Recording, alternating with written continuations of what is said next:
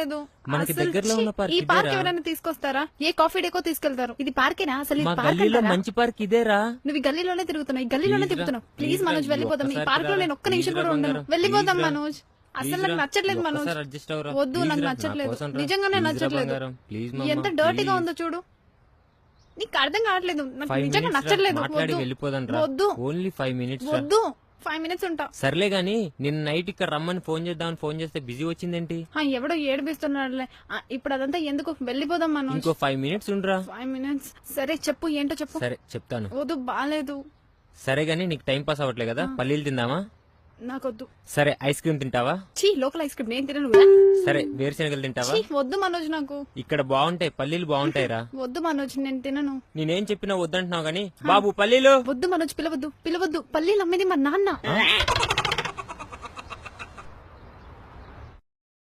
Share chat.